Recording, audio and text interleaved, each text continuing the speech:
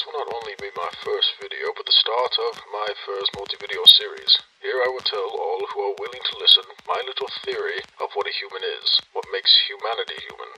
We have the body, the mind, and the soul. For the first video, we will focus on the body.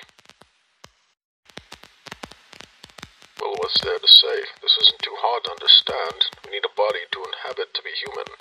But I guess the question will then become, what is a body? Could robotics be a body? Truth be known, I cannot say for certain, but I'm going with the argument that you need a human body to be human. So I will say that if your body isn't at least mostly human, I will mark you down as not fully human. For some clarification, I wouldn't count you as being fully human if you were a brain in a jar controlling a robot. But if you have a prosthetic arm or leg, then that's something different entirely. That is just fine. Let me be clear, I'm going to be separating the brain into different parts.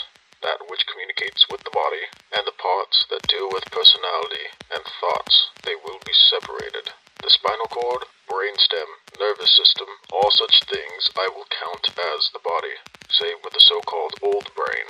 The limbic system is a middle ground, but I believe it is tied into the body more than the mind, though admittedly not by much.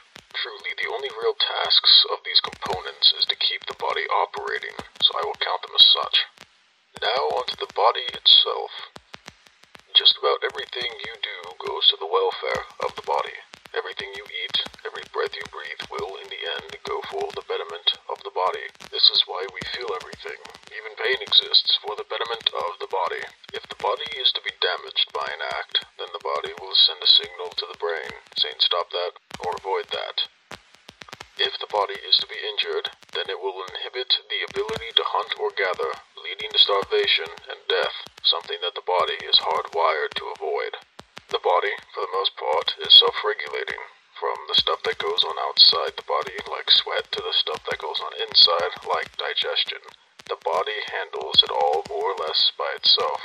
When you get a cut, the cells know what to do without any input from you. When you have a disease or some sort of virus, your body knows how to react. You have natural reactions to smells, sights, and other such things, whether it be revolting or enjoyable. Everything the body comes in contact with, the body knows how to react, or at least to some extent. Now this is where some stuff will start to sound a little strange. The body, or at least the body that everyone is in at this time, is itself a living thing, or at least for the most part. We know the body is made of cells, and we believe that the cell is a form of life. So to avoid some in the audience experiencing an existential crisis, we'll say that the life of the body, assuming it is alive, is separate from the life of your own. The body exists to be inhabited. If it is not, the body will die, and the body will not care, for it does not have the capacity to care. That much is up to your own thoughts, but I suppose only the good Lord truly knows.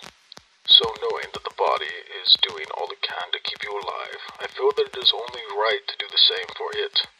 Going on a walk every once in a while, or some form of physical labor to keep the body strong and capable. It is for the betterment of everyone. Do all you can to keep some semblance of physical activity, so that the body can work for the betterment of yourself and the ones around you.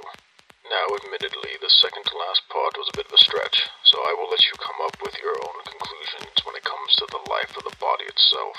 But let it be known that this is nothing more than food for thought, something that can make you think. That is all I am trying to do. I am sure many disagree with my thoughts, so make your complaints known down below. I will be more than happy to read all I can so that I may gain knowledge from the people around me. So in closing, take care of your body as if you're going to live forever. Now, have a nice rest of your day. Take care.